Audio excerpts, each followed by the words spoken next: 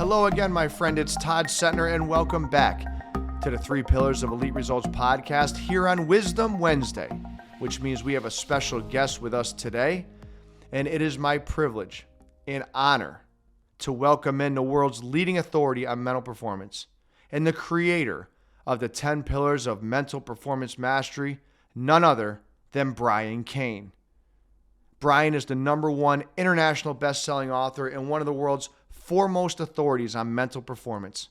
His mental performance training strategies have been used by thousands of elite performers and top athletes worldwide, including industry-leading companies like Burton Snowboards and Fuddruckers, UFC World Champions, multiple NCAA National Champions, and hundreds of athletes in the NBA, PGA, NFL, NHL, and the MLB, including, most recently, Cy Young Award winner Corbin Burnes. On this episode, Brian's going to give us a free look into his 10 pillars of mental performance mastery, which 3 people he loved to meet and why, and how having a daughter has changed his approach forever. And lastly, he's going to tell us the legacy that he wants to leave behind. Let's go! Hey, Cain, we got here today as my special guest on the 3 Pillars of Elite Results podcast. So first and foremost, I want to welcome you, Brian, to my podcast, man. Thanks for being here. Todd, man, I'm excited to be here and join you on the podcast. Thanks for having me. Absolutely, man. Well, first of all, there's no disrespect to anyone else that I had or will have on the show. But to me, Brian is one of the most significant people in my life outside of my family. You know, 3 years ago, Brian was introduced to me through a mutual friend, and Sean Haggerty, who's a former Navy SEAL and CEO of Protector Brewery out in San Diego. And it was those last 3 years, I should say these last 3 years, where Brian, and I don't tell you this often, man, but you've been an unbelievable mentor and coach, and now you're a brother, right? Without question, one of my closest friends. And when I talk about you, I tell people all the time, if the world was crumbling around me, you'd be my first call, man, because that's the trust that I have in you. So first of all, I want to say thank you for giving me what you have, which is everything you've got on every time we talk and they're together. And thank you for the impact and the friendship, man. Oh, thanks, man. I'm humbled, and that's nice to hear. Thank you. Absolutely. Let's dive right in, man. There's not enough time when we talk, obviously, and there's a lot to cover. So let's rewind the clock for a minute. Tell me how it all began, right? You're one of the top sought-after mental performance coaches on the planet, but you were an AD. You were an athlete. Talk to me about how it started and how you ended up here. Yeah, I mean, I go back to, growing up in a small town in Massachusetts, going to the University of Vermont and being a Division I college baseball player. And the theme that's run out through my entire life, Todd, is adversity is your advantage. Right? And adversity is advantage, attitude is a decision. And you can make excuses or you can make it happen. I didn't always have that mindset. When I went to the University of Vermont, I had big expectations. They would just happen to be the wrong expectations. And they're expectations that were outcome related on things that I could not control. And as a performer, your goal must be in your control. Because when your goal is in your control, you can actually do something to try to make that happen, versus if it's out of your control, then make your goal what it is you need to do to try to get the thing that's out of your control. So, I go to the Vermont and I struggle big time. I'm probably college baseball's worst player in history. And maybe that's why I'm now the most sought after mental performance coach in college baseball. And right. I remember, where it all began is I went searching for answers, because everyone told me if you work hard and you're a good teammate, you'll get results. And that's just not true, unless you work hard at the right things. And I was working hard at non-controllables, and my focus was trying to be like a starter, not controllable. Get a hitter out as a pitcher, not controllable. Instead of become a better player, process, and execute a pitch, process. So I end up working myself, into being injured all the time. I'm kind of an extremist. So if a coach said, hey, go run 2 miles, I'd run literally 20. And I remember July 4th, 2000, I'm rehabbing a shoulder surgery. I'm in Boston, and I walk into a Barnes & Noble across the street from Fenway Park. It's actually 600 West Boylston Street. And I walk in there and I go to the baseball section, obviously at the Barnes & Noble across from Fenway, and there's a book, Heads Up Baseball. And for whatever reason, I don't know if it's a God thing or it was just me being on a mission looking for answers as to why I was struggling. I found that book, I pulled it out, and when you open it up, it says in little black boxes, if you want the cliff notes of this book, just read the black boxes, you get through it in 15 minutes. So I'm like, yeah, I'm into that. I'd never read a book at that point in my life, going into my senior year of college. I was a phys ed major at Vermont. And as I look at the first box, if you're a guy that people have always told you need to learn how to relax, but no one's told you how, this book is for you. If you're focused on things you can't control, getting drafted, being a starter, this book is for you. And I'm like, well, there's two, bought it, read it as my buddy drove us back to Burlington, Vermont. And I went to the library at UVM because I didn't own a computer. And I emailed the professor who wrote the book, Dr. Ken Ravizza, the author, and said, hey, I know pro baseball is not going to work out for me. I'd love to be a college coach or high school coach. Can I get a master's in this thing you have called Heads Up Baseball? Fast forward now 22 years later, and I have Ken Ravizza's face tattooed on my heart. And I just had a daughter on March 7th, Carolyn Kendall Cain, her middle name named after Ken Ravizza. So how it all began was I went looking for answers that I wish I had learned, but I had to uncover them myself. And now my life mission is to educate, empower, energize other people and share those principles and carry that torch that I was given by being a student of Dr. Ken Ravizza. Awesome story, man. And obviously being so close to you, I've heard that one, and it never gets old because it's so inspiring walking into a store and all of a sudden your life changed because of a book. And we're going to talk about what books are powerful, right? And we're big book people because we're big on growth. When you talk about mental performance, right?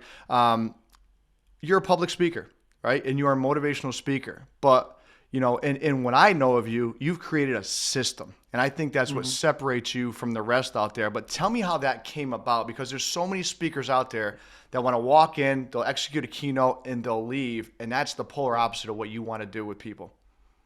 Yeah, and some of that was that I used to go to these events, right? When I was a high school athletic director, like you talked about in Vermont for 8 years, and a high school teacher, and we'd have these speakers come in, whether it was an in-service or going to some event, and you'd be fired up for 2 days or 2 weeks, and then you'd leave, and it'd be like, okay, well, now what?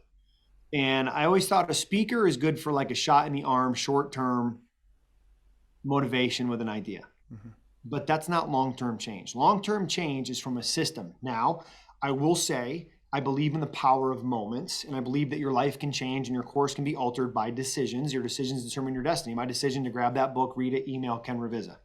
I heard Dr. Rob Gilbert, March 2006, speak at the Sheridan in Burlington, Vermont, and that changed my life. Not because of the speech that he gave that day, but because he said at the end of his seminar, if you were inspired today, raise a hand. If you were motivated today, raise a hand. And he goes, I got news for you. You won't do anything with what you learned today. Unless, he says, you call my success hotline, which is his daily podcast. Now is his daily podcast. So I've been calling Success Hotline since 2006, March. I've listened to Dr. Rob Gilbert for 3 minutes a day since March 2006. I've met him in person twice, and the guy's completely changed my life. Why? Because the key is you have to do a little, a lot. So as a speaker, I will bring the juice. As a speaker, I will blow the damn roof off the room and bring more energy than probably most any other speakers on the planet. But it's also delivered in a way that is going to give you a system and a process that if you follow on a consistent basis, you're going to get results. I'm not interested in going to give a speech. I'm interested in delivering a system that's going to move the needle for you when you do the work. And I feel like the reason how I've gotten to that is, I get paid in a sports environment for one reason, to help coaches, athletes, and teams get results. That's it. And if I didn't get results, Jim Schlossnagle, the coach at TCU, now Texas A&M, wouldn't have brought me back in every year since 2006. George St. Pierre wouldn't have had me with him in his corner since 2010 until he retired. So in my line of work, unless you get results, you don't get rehired. And I started to realize that in order for me to get results, it's not about a motivational rah-rah, pump up, go do it for the Gipper speech. It's about having a system that people can implement in their life on a day-to-day basis to help them continue to do a little, a lot, and move the needle. And when we talk about my 10 pillars of mental performance mastery system, that's what I teach, whether it's corporate America and CEOs, whether it's 19-year Major League Baseball players or the 9-year-old Little League Baseball player, because stress and pressure is relative to the human being and the training that they have. And the better training we give them, the better chance they have at success. That's awesome. We don't have time to get into the 10 pillars of mental performance mastery, and we're going to give our listeners a chance to find you online, and we'll do that at the end.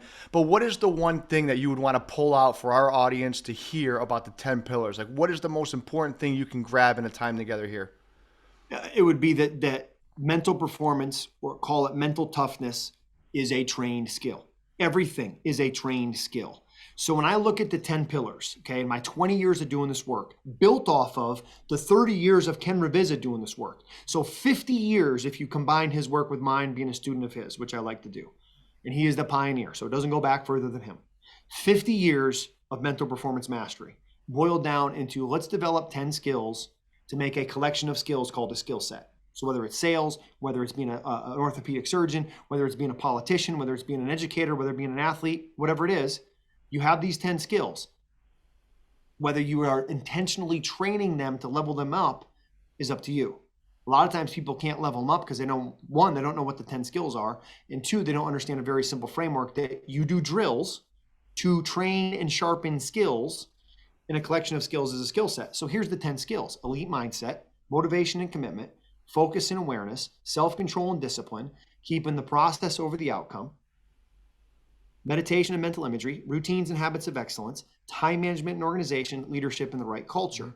And when you maximize those 10 skills, or put those together and call them the mental toughness or the mental performance skill set, and you execute the drills that we do to develop those 10 skills, those skills, as you become more skillful, you become more valuable. And when you become more skillful and more valuable, you will generate more income.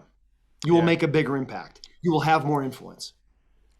Oh, absolutely. And when you talk about the drills, one of the things in your 10 pillars you talk a lot about is your one-word brand. And if someone were to define Brian Cain in one word, right, what would that look like to you? What is that one-word brand? And sometimes you like to do it only in 3-month increments because you keep growing, right, and keep getting better. What is the current one-word brand you're living by now? Oof. It's a loaded question there, Todd. So let me unpack that a little bit here, okay? So if I were to say one word that would define Brian Cain, the one word that I would want to use is the word Apple, and because it's an acronym for my personal core principles, right? And I think for a long time, I lived out of preference. What feels good? What do I want to do in the moment? And now I'm really trying to live out of principle. And principle would be like living out of a set of core values. So the word Apple: accountability, present, process, love, energy. So that's the one word that I think encompasses the core values and core principles of who I want to be, how I want to live my life, what I want on my gravestone. Brian was a person who was accountable. He was present. He had a process and taught processes of mental performance mastery. He was a loving father, husband, and friend and coach. And the guy brought the damn juice and was energetic. And when you got around him, you felt better when you left than you did when you damn got there. So that's how I'd want to be known. If I had to summarize that into one word, I'd probably say energy. Because unless we invest in ourselves, right, as entrepreneurs, as people that are competitive at the highest level, we focus a lot on like time management. I don't have enough time. And that's the wrong game to play. The game to play is the energy management game. Do I have enough energy to do what I need to do at the highest level to get that done? And, there's, again, strategies for investing into energy, right? I call them EMMS: how I eat, how I move, my mindset, how I sleep. But for right now, Q2 2022, as we're recording this podcast, my one word brand, meaning for the 90 days of Q2 2022, the one word that if I execute, I feel like it will get me closer to closing that gap to being the best version of me: boundaries. And the reason why I say boundaries is just about 7 weeks ago, right? We had a daughter. The only reason I know it's 7 weeks ago is my wife and I will push her in the stroller for 1 mile every week that she's alive. So we did 7-mile run this morning. It'll be 8-mile run next week, and 9 after that, and we'll keep going until we get to 100. And no, I'm kidding about the 100, but I don't know when that'll end. We'll see. But for me, boundaries is like, I got to create boundaries on my time, because it's really easy for me as someone who's excited to coach and loves what I get to do and loves the people I work with. It's easy for me to say yes. It's hard for me to say no. But every time you say yes to something, you're saying no to something else. Mm-hmm. And now that I have a daughter, I have to be a lot more strategic about what I say yes to. I have to create boundaries for how many times I say yes. Like, for example, a boundary for me would be, I'm going to start work at 9. I'm going to coach till 12. I'm going to take off 12 to 1 and have lunch with my family. I'm going to coach again 1 to 5. I'm going to do that 3 days a week. That's my work routine. And just the other day, I started coaching at 6:30 in the morning, and I finished at 9:30 at night, work straight through however many hours that is. I don't look at it because it's 1 hour, however many times it takes. And I got done and I said, man, that was really fun. I enjoyed that. That was very lucrative and profitable. I enjoyed that, but that was outside of my boundaries. I can't let that continue to happen. Yeah. So that's where the one word focus gives me like a guiding light, a compass, call it a North Star, a GPS, to say, how am I living? And am I living in alignment with who I want to be to close that gap from where I am to where I want to be? Yeah, man, that's fantastic. And you know, for our listeners, I challenge you to utilize this one word brand concept, right? Who is the person that you want to be perceived as? You want to live out for the next 3 months. For mine, it's presence, right? I have 2 daughters of my own, and I don't want to be caught with a cell phone in my hand, holding my daughter in the other arm and not being present with her. I don't want her to grow up that way. And so presence for me is a current one word brand. I want to change gears for a minute, Brian. And, you know, you're a guy who wrote 40 or 41 books, I think, is the number. 44 books is the number. And so you can get them all on Amazon. I know that. But what if you were to recommend a book to our listeners? You're very well read. I know we both utilize the app Optimize, which is now called Heroic. But what is the one book you would recommend to someone that's looking to continue to grow and get better than they are today than they were yesterday? It's a great question, and why it struggled for me to answer that is because it depends on who the person is and where they're at and where they're at in life, right? Like if it's somebody who's a coach or an athlete, 100% heads up baseball. Mm-hmm. I mean, I got the author's face tattooed on my heart, and I am carrying the torch as a member of Ken Reviza's army. So start there. Second book we just talked about, the one word, right? John Gordon, who wrote The Energy Bus, great book. He also wrote a book called One Word. And that's where the concept comes from, about having one word that guides your decision-making and behaviors for where you're at right now. But Todd, I think that my favorite book I'd recommend for anybody right now, and especially your listeners, you know, and probably the entrepreneur, highly competitive sales, business owner space, would be The 3 Pillars of Elite Results by yours truly, Todd Cetnar, man. I appreciate that, man. Dude, your book, and I'm not just saying that because I'm on your damn podcast, right? I'm saying that because I got it right there, and I read it like it's the way you wrote it, broken up into like really short chapters. Part of my daily routine, do a little, a lot. I come in here, I sit down, I grab the book, I read one chapter, and then I put it back. And, about every month, I get through the entire book doing a little, a lot. So the way you broke it up, like, I almost felt like it's a motivational book about like Ebenezer Scrooge, right? Where there's like the 3 ghosts of Christmas past, present, and future that come in. Like, it's brilliant, man. I mean, I don't know how you frameworked and put all that together, but it's fun, it's captivating, and dude, the thing I like about it most is it's strategic, right? Like you're given a system to help close the gap. So those are 3 books that I think are great, man. Yeah. No, I appreciate that and appreciate the shout out. And speaking of 3 people, right? The character in the book, Michael Stoneridge, 3 people come into his life, right? If we were to think about 3 people, dead or alive, here or not, that you could sit across the table with and pick their brain for an hour each, who would they be and why?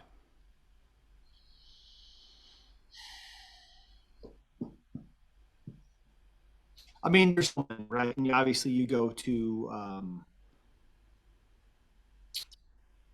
you can go to like Abraham Lincoln, you can go to John Wooden, you can go to Martin Luther King, you can go to Jackie Robinson, like you can go to a lot of people. Sure. But the 3 people I would go to, number 1 is Ken Reviza.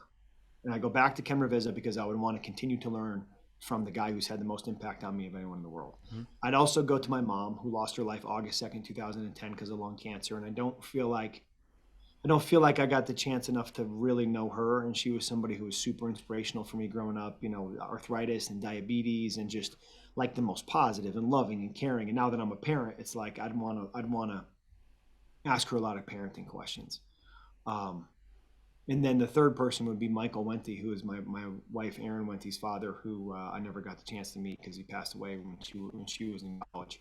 And just would have been fun to go play around a golf with him, and meet the father of my wife. And now that I have a daughter, it would be kind of cool to pick his brain on being a girl dad. Yeah, no, absolutely, man. And 3 people you named that unfortunately are no longer with us. But when you think about that, you think of the word legacy. And so what is the legacy that Brian Cain wants to leave for his family, right? His wife, his daughter, and the people that you've coached and crossed paths with? What's that look like? I think it's probably always under construction. I mean, I think I believe it comes back to my principles. It goes back to Apple. I remember I was working with a UFC fighter, a guy named Vitor the Phenom Belfort. And Vitor was a UFC champion when he was around 18, 19 years old from Brazil. And 20 years later, 38 years old, he's getting ready to fight in the UFC main event against a guy named Chris Weidman, world title fight. And I'm sitting in Vitor's hotel room, in the sauna, sweating. And I asked him a question. I said, "Champ, what do you know now you go back and tell the 18-year-old Vitor?" And he says, "Brian, the biggest difference between a boy and a man," which I would go tell the younger Vitor, "is that a boy lives out of preference and a man lives out of principle." That's where I got the idea from. And I think the legacy that I would like to live would be that I was a man of my word, I was a man of principle, and I was somebody who lived, modeled, and what I call the 3 E's: educated, empowered, and energized other people to be their best. And I did that by being accountable, by being present when I was with people, by focusing on a process, because if I have a process I can give to other people, they can follow the process and get results. That I was loving, and that I was a guy who was just a force of energy, man. I mean, that's kind of what I would want my legacy to be: educated, empowered, energized, other people to be their best, and was a living model of Apple. I'm not sure if you've coined the phrase "dominate the day," but I know it's synonymous with you. So when you say "dominate the day," dominate the day, Todd, is that what you're talking about? There it is, the T-shirt, "Dominate the day." Brian, when you say that, right, just explain what you want your listeners, what you want your clients to really take home from that. It's interesting to me. Ken Ravizza would always give me, "Brian, it ain't about dominate the day. It's about compensate and adjust and have a good shitty day. And not every day is going to get dominated." Right. And I was like, and I think, that meant like dominate the competition. I think he thought that's what it meant. And it's got nothing to do with it. It's got nothing to do with competition, right? It's got nothing to do with you competing against anyone else. The dominate the day is, can you tonight set a plan for what tomorrow looks like? Can you plan tomorrow tonight? And can you wake up and, to the best of your ability, can you execute that daily plan? And can you make a positive impact in the life of other people, right? Can you maximize your energy? Can you maximize your work? Can you maximize your love on a daily basis? And if you live in day tight compartments, realizing that today is the biggest day of your life because it's the next one. And when that day is done, you get to do it again. So dominating the day is like, did I give my best and invest in my best to be my best? Energy, work, and love. To me, that's dominating the day. It's not just existing. It's not just going through the motions. Like, it's being on a fucking mission to get the job done today, whatever that job is for you. Excuse my language. Love that, man. Hey, with our time left, I'd like to ask you a couple hot seat questions, and then we're going to talk about where people can find you. So all I want you to do is spit out the first thing that comes to mind. You ready? Yes. All right, here we go, man. Last meal that you could possibly eat, what would you choose? Pepe's breakfast burrito. What's your biggest pet peeve? Lateness. Favorite movie? Major League, don't have one. Not a movie guy. All-time favorite book besides the ones you've already named?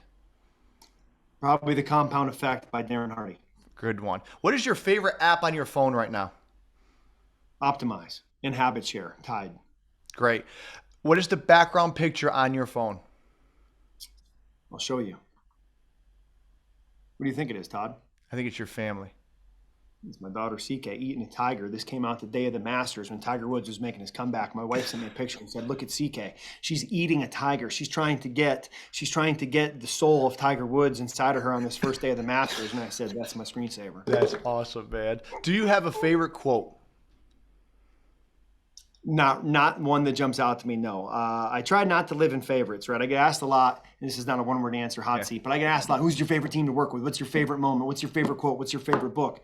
The next one, right? Like, I have no idea what my favorite one is because I'm not looking at what one's better than the other. I'm looking at which one can help make me my best so I can give my best to others. That's how I look at it. Yeah. And I don't know if I have a favorite quote, but if I did, I couldn't tell you what it is. Dominate the day, maybe. Hey, there's a quote. I know that you have a favorite next answer to this question. What is the one song, no matter when you hear it, it automatically gets you fired up? That's going to be Armin van Buuren, Dominator.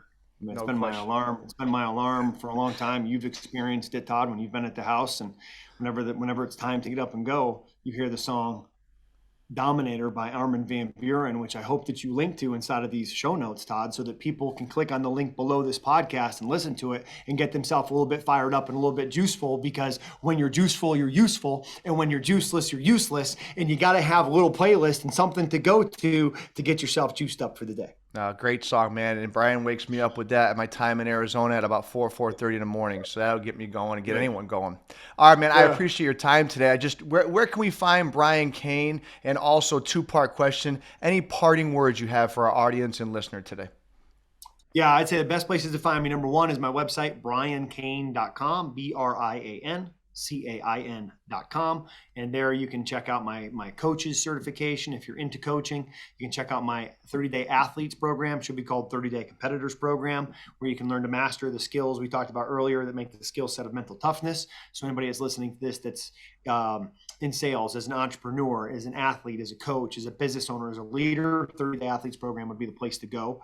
Also, when you go to briancain.com, if you click on podcasts, I have a daily podcast called Mental Performance Daily, 2 to 3 minutes a day of teaching you about mental performance and mindfulness per se. So you can go ahead and get that podcast there. And then if you're on social media, I'm at Brian Cain Peak, BRIANCAINPEAK on all platforms. And parting thoughts, don't count the days, make the days count, because you never know when the last one's going to be here. I love that, man. Hey, man, I appreciate your time. As always, you're my first guest on a brand new podcast, The 3 Pillars of Elite Results. So thanks so much, man, for spending time with me today. Yeah, Todd, thanks for having me, man. It's I'm humbled by your words. It means a lot to me, man. And best of luck to you and all the people who are listening. Let's get after this thing and let's dominate the day. Thanks for having me. Thanks, man. If you enjoyed this episode and you're looking to find more strategies, tips, skills, and drills on the 3 pillars of elite results, continue to follow the podcast. You can also find me at CetnarConsultingGroup.com. And of course, on any social media platform, my handle is at Todd Cetnar. Today is up to you. Take inspired action and don't count the days, make the days count.